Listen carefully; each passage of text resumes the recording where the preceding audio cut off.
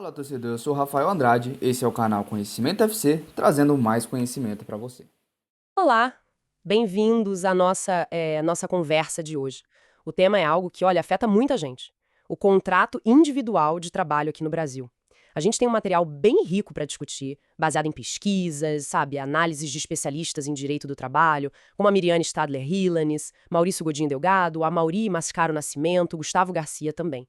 E a nossa missão aqui é ir um pouco além do básico, né?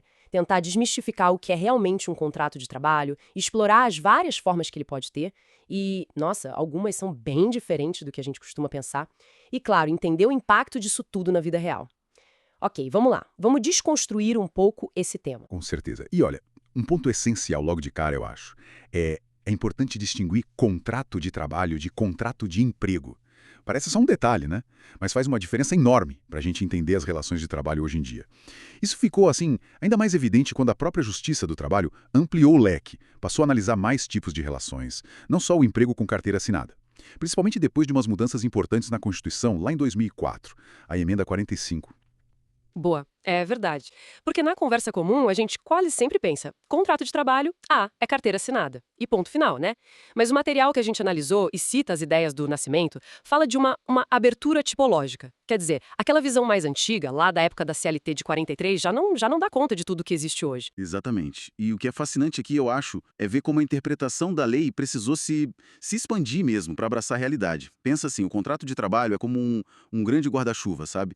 E embaixo dele cabem várias formas de alguém prestar um serviço lícito, seja físico, intelectual, enfim, em troca de pagamento. Até o Código Civil mesmo tem artigos que falam de prestação de serviço que não se encaixa direitinho na CLT. A visão mais moderna, ela não separa o mundo só em autônomo de um lado e empregado do outro.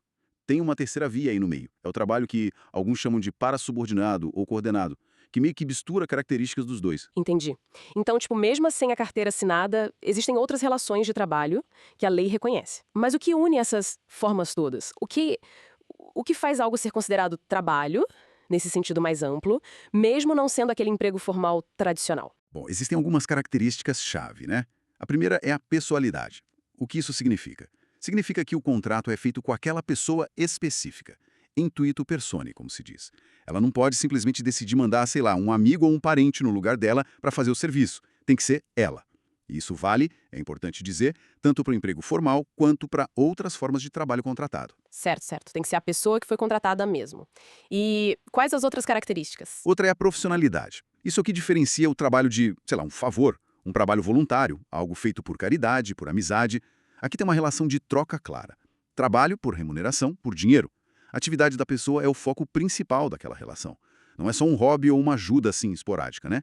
Tem um caráter profissional. E a tal da continuidade, porque, assim, muita gente associa isso direto ao emprego, né? Algo que acontece todo dia sem parar. Pois é, esse é um ponto interessante e que gera bastante confusão às vezes. A continuidade, ou seja, a prestação de serviço que não é totalmente eventual, ela pode sim existir no trabalho autônomo. Não é exclusividade do emprego. Pensa num consultor, por exemplo. Ele pode prestar serviços contínuos para uma empresa por um bom tempo, e isso por si só não vai transformar ele em empregado. A continuidade hoje é vista mais como um fator, sabe? Mas não é o único, nem o definitivo para dizer se tem vínculo ou não.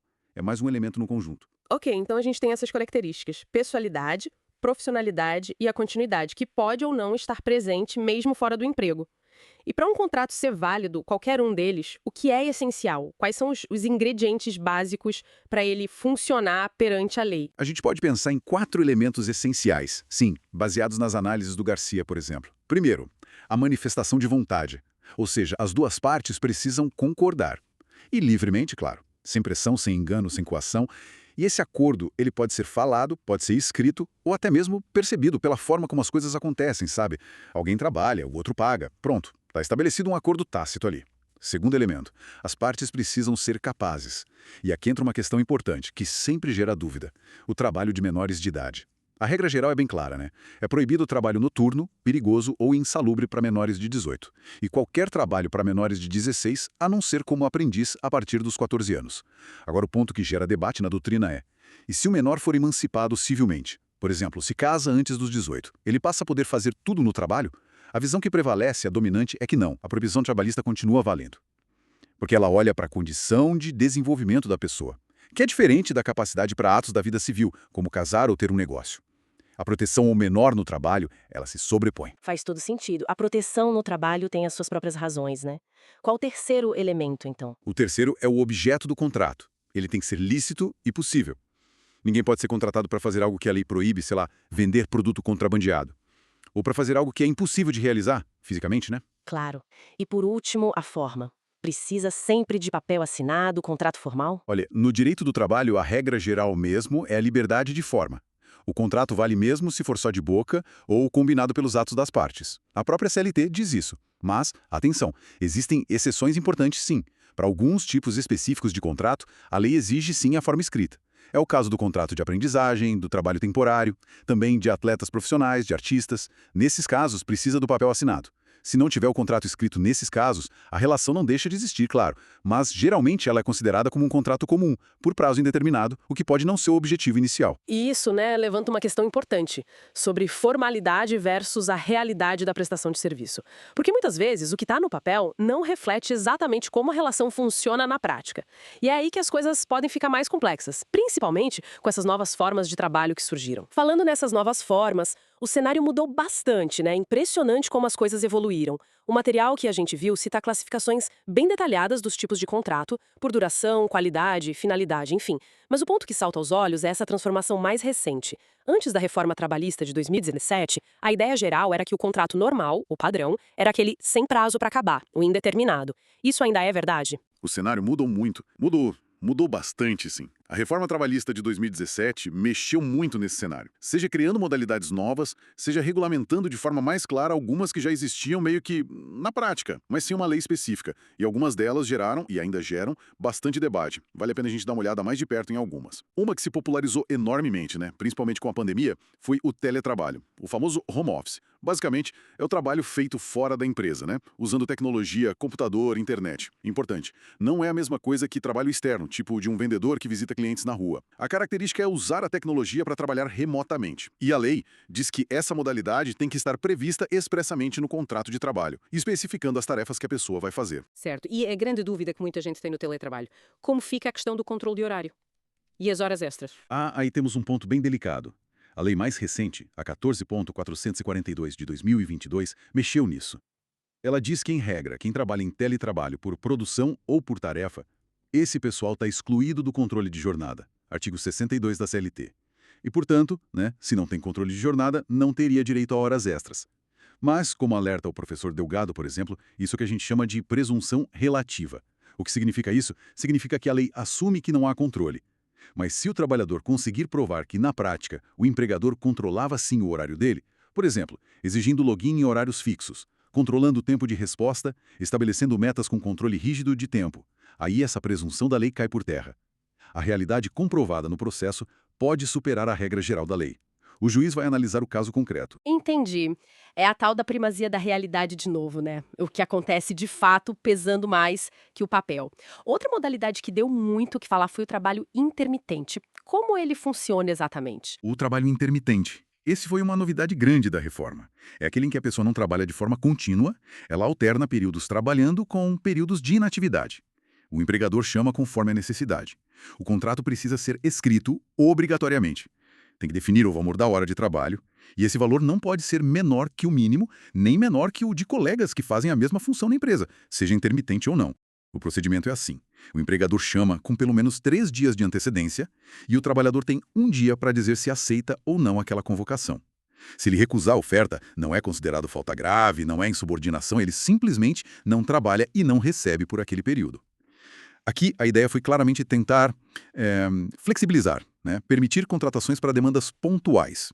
Mas surgem críticas importantes, como as apontadas pelo Delgado também. Ele argumenta que isso poderia criar um tempo à disposição do empregador que não gera direitos para o trabalhador. Ou seja, aquele período de inatividade em que ele está esperando ser chamado não conta para nada. Férias, 13º, FGTS. E quebra um pouco a lógica tradicional de salário e jornada, já que a pessoa só recebe pelas horas efetivamente trabalhadas quando é convocada e aceita. É um modelo que desafia conceitos bem estabelecidos do direito do trabalho. Nossa, parece trazer uma insegurança bem grande para quem trabalha nesse formato, né? Ficar nessa expectativa. E tem uma outra figura que parece quase uma contradição em termos. O profissional autônomo e exclusivo. Como assim? Autônomo, mas trabalhando só para um lugar? Pois é. Aqui a discussão é bem delicada. A lei, no artigo 442b da CLT, que também veio com a reforma, diz basicamente o seguinte: contratar um autônomo, mesmo que ele preste serviço só para uma empresa, ou seja, com exclusividade, e faça isso com frequência, com continuidade, isso por si só não cria vínculo de emprego, desde que, claro, cumpridas as formalidades legais do contrato de autônomo. A intenção ali parece ter sido dar mais segurança jurídica para as empresas que contratam autônomos dessa forma, para evitar que fossem automaticamente considerados empregados. Mas e se, na prática, essa pessoa não tiver autonomia nenhuma? Se for tratada como um empregado comum, recebendo ordens diretas, cumprindo horário, sem poder decidir como fazer o trabalho? Exatamente, esse é o ponto crucial. Aqui entra em jogo de novo aquele princípio fundamental do direito do trabalho que a gente já falou, o da primazia da realidade. Significa que o que vale mesmo não é um nome que está no contrato. Não adianta escrever contrato de prestação de serviços autônomos. O que importa é como a relação funciona no dia a dia. Se na prática estiverem presentes os elementos que caracterizam o emprego. E o principal deles é a subordinação, ou seja, receber ordens, ter o trabalho dirigido e fiscalizado pela empresa, não ter autonomia, então a relação é de emprego sim. Não importa o que o papai diga. É quase como aquele ditado: se anda como pato, nada como pato e faz quack como pato, provavelmente é um pato. A forma não pode servir para maquiar a realidade da subordinação. A análise tem que ser caso a caso. Essa ideia da primazia da realidade parece ser um contraponto super importante a essas novas formas mais flexíveis que a lei trouxe, né? Um limite. Bom, a gente explorou algumas modalidades bem marcantes aí pós-reforma. Agora, pensando de forma mais geral, uma vez que existe um contrato de trabalho, seja ele qual for, quais são as consequências práticas? O que ele gera de direitos e deveres para as partes envolvidas? Os especialistas, como o professor Delgado, por exemplo, costumam dividir os efeitos do contrato em duas categorias principais: os efeitos próprios e os efeitos conexos. Ok, vamos começar pelos próprios, então. O que seriam eles? Os efeitos próprios são aqueles que nascem diretamente da natureza do contrato de trabalho. São as obrigações principais, o núcleo da relação. Para quem trabalha, a obrigação fundamental é fazer o serviço combinado, prestar o trabalho. Junto com isso, vem deveres de conduta importantes: agir com boa-fé, ser diligente, cuidadoso com o material da empresa, ser leal. Lealdade no sentido de não sair contando os segredos da empresa para a concorrência, por exemplo. Pode até haver obrigações de não fazer, como, em alguns casos, não fazer concorrência direta enquanto trabalha lá. Certo, isso do lado de quem trabalha. E para quem contrata, o empregador? Para o empregador, a obrigação própria principal é dar, pagar o salário, claro, e outros valores combinados, como férias, 13º, etc. Mas um efeito próprio, fundamental do lado do empregador, é o que a gente chama de poder empregatício. O que é isso? É o direito que ele tem de dirigir a prestação dos serviços. Ele pode dar ordens sobre como o trabalho deve ser feito, é o poder diretivo. Ele pode criar regras internas de funcionamento da empresa, o poder regulamentador. Pode fiscalizar o trabalho para ver se está sendo feito corretamente, o poder fiscalizatório. E pode até aplicar punições em caso de faltas cometidas pelo empregado, advertência, suspensão, até demissão por justa causa. É o poder disciplinar. Esse poder do empregador é, digamos, a outra face da moeda da subordinação do empregado. Um existe em função do outro na relação de emprego típica. Entendi. Esses são os efeitos bem ligados à troca de trabalho por pagamento e à relação de hierarquia que existe no emprego. E os tais efeitos conexos, o que seriam? Parece algo mais indireto. Exato.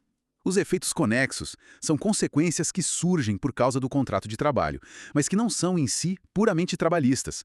São como efeitos colaterais ou acessórios. Um exemplo muito importante hoje em dia são os direitos intelectuais. Imagina que o empregado, durante o contrato, cria uma invenção, ou escreve um código de software genial, ou desenvolve uma obra artística. De quem é a propriedade disso? É do empregado que criou? É do empregador que pagou o salário e deu os meios? A resposta para isso depende muito de leis específicas. Tem lei de patentes, de direitos autorais, de software e também das circunstâncias em que a criação aconteceu. Foi parte do trabalho contratado? Foi uma criação espontânea? Mas a questão toda nasce dentro da relação de trabalho. Ela é conexa a ela. Nossa, interessante isso.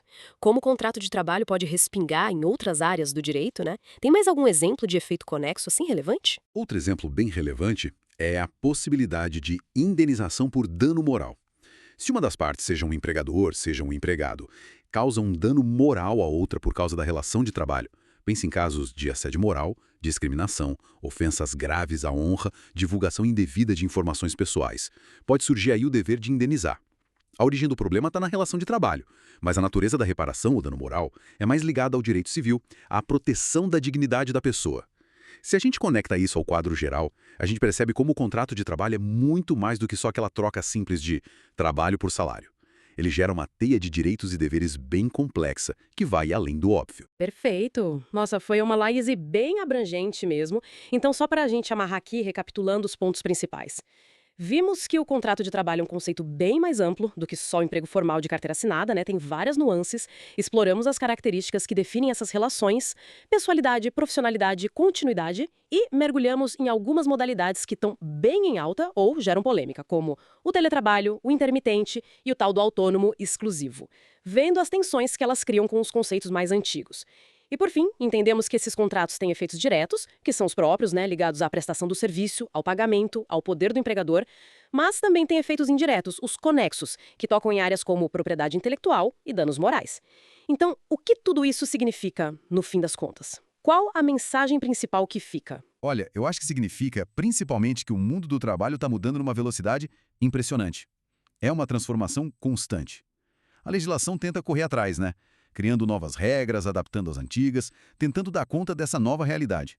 Só que essas novas formas de contratar, muitas vezes, elas batem de frente com ideias que a gente achava que estavam super consolidadas, como a própria noção de jornada de trabalho, de salário fixo mensal e até mesmo o conceito de subordinação, que é a espinha dorsal do emprego tradicional. Isso exige que a gente analise com muito cuidado o impacto real dessas mudanças e que a gente tente sempre interpretar as novas leis dentro do quadro maior de proteção ao trabalho que a nossa Constituição garante. Não é uma tarefa simples, nem para quem estuda, nem para quem julga, nem para quem vive isso na prática. Sem dúvida nenhuma. É um desafio constante. E isso nos deixa com uma pergunta importante, talvez, para quem nos ouve pensar um pouco.